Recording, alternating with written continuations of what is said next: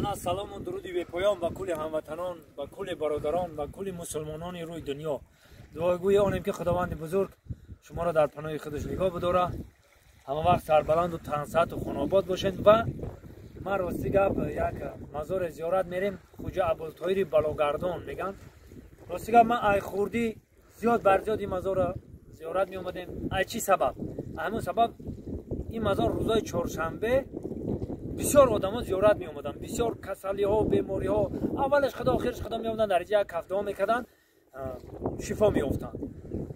مقصد که همش در دست خداونده یک سبب میشید. این بزرگواران می اومدن یک زیارت میکردن. مقصد هم خیلی کارا بود همون زمانی که ما خورد بدیم با ما هی انمی آب که شما میبینید هی پایان ترکش داد تگ همین آب در خانه ما مونده گرد، تگ همین آب در خانه ما مونده. همون خانه ما در روزای چهارشنبه میشید ما مقصد کو تپا ادیرانه میرفتیم و همه مهمانا را انتظار میشیدیم. به حد هم بزرگوارا زیارت بسیار می اومدن. در هم یک روز چهارشنبه تا 5 ماشین مقصد می اومدن. بعد ما خر داشتیم، خرای ما را میگرفتن، اما بیماراشون بار میکردن. بسیار بیمارا کسلی روحی بودن و خیلی دیوانا بودن، می اومدن در همینجا یک شنبه بستنشون. ما راستی گپ دیدیم به چشممون، دیدیم که سوزیدن اولش خدا خیرش خدا شفا یافتن. من این مزار ده راستی گپ ما خر خطی می آوردیم، اما بیمارا را خطی مقصد اما آدما می آوردیم. رهبر همون روزی چهارشنبه میشید بگیم ما ده پرازنیک بودیم ما کودکا، اما راه ماشین را تو همین خانه ما را می اومد این طرف دیگه راه نداشت. اما سری زمین میگفتیم ارنده، میگفتیم ما سری همون زمینی ما ارنده ما راه آخرش همونجا بود. من راستی گپ چندین سالا شد همینجا زیارت نیومده. میخوام که زیارت خوجا ابوالطاهر بلاگردان یک زیارت بریم، یک هفته ها دقیقش میکنیم، یک جای میریم، یک کشتی را میگیریم و میریم.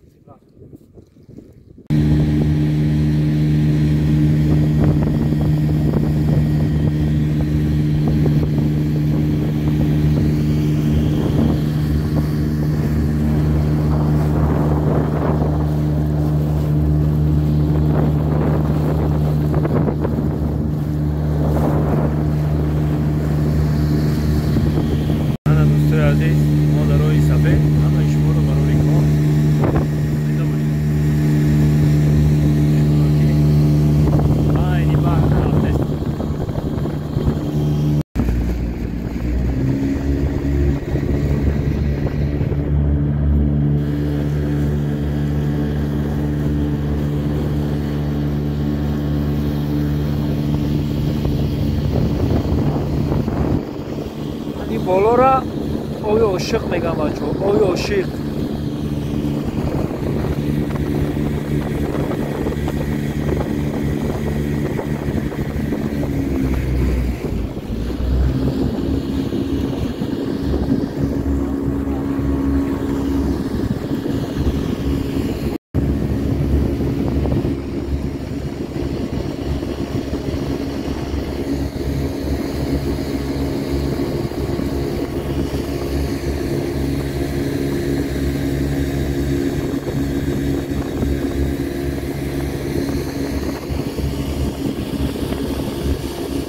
اینا دوستان عزیز ما گذاشتیم این طرف دریا.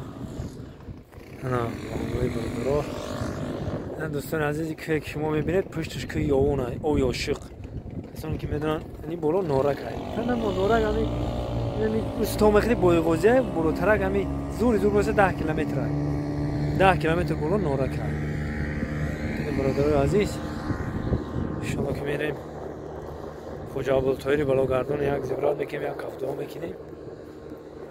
زنده باشی مردم یا عاشق، زنده باشی. یاوان سیتی.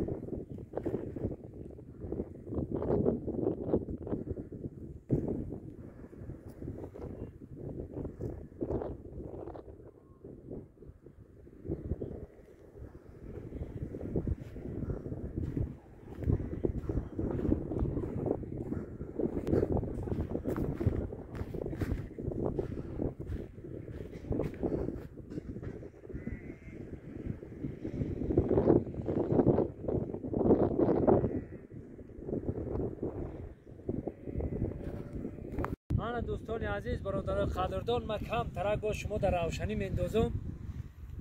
انا دوستان عزیز راستی گپ درجه همین بزرگوارا دا بابایشان قلیچ و وقتی که ما کودک بودیم بابایشان نرزلا متولی هم مزار بودن متولی بودن. راستی گپ ما بسیار می اومدیم.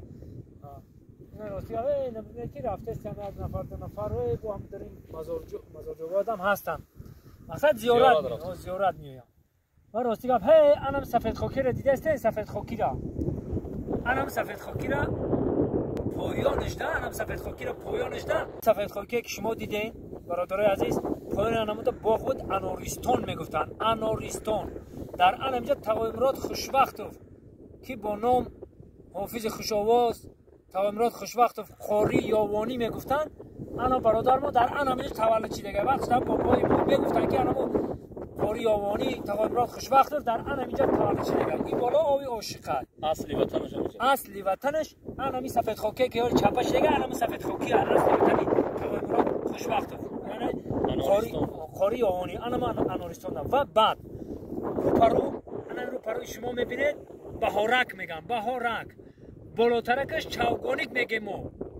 انا برادر عزیزم چوگانیک بهارک در یادداشت‌های جلال الدین بلخی در یادداشت‌های جلال الدین بلخی نوشته که من در یک جای به دنیا آمدم چوگان نام داشت. چوگان انم چوگانیکش انمی جای برادرو چوگان میگه چوگان بازی میکن اسب قطی چوگان بازی میکن. در یادداشتاش نوشتگی در لب دریای وخش بود میگن. این دریای وخش انا چوگان انمو جلال الدین رومی تولد شدگیش در انمی جای برادرای عزیز. جلال الدین بلخی میگن بلخ در رفتگی بعد وفات کرده بعد رفته همونجا نامدار شده در بلخ جای تولدش تا 5 سالگیش تا 7 سالگیش در انمی جا در یادداشتاش نوشته که من جلال الدین بلخی در لب دریای وخش به دنیا آمدگیم. جای بود که جای ما را بهارک و چوگان میگفتن. چوگانی انمی جای برادرای عزیز. این یک روشنی دیگه برای شما. دوستان عزیز سر که شما دیده استودایید همینجا همه سنگ سفید است. همین که گفتیم که همه سنگ سفید است. سب سفید مثل شیر سفید است. اینم بومش کنیم اینا سنگ سفید مثل شیر و هم خیلی ایده مقصد سنگ سفید. خریب آمده بزرگوار خریب آمده. نه انشالله که خریب آمده.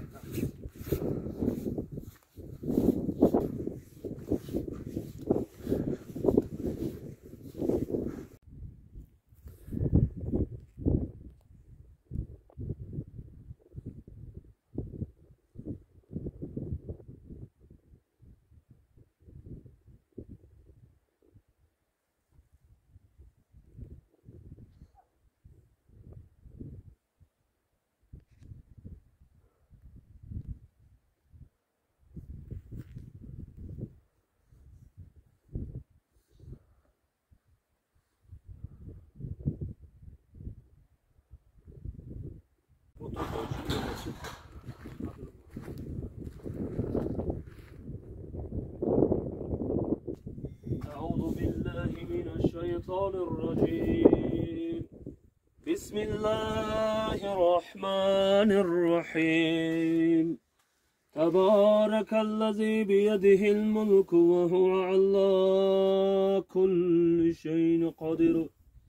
الذي خلق الموت والحياة ليبلوكم أيكم أحسن عملا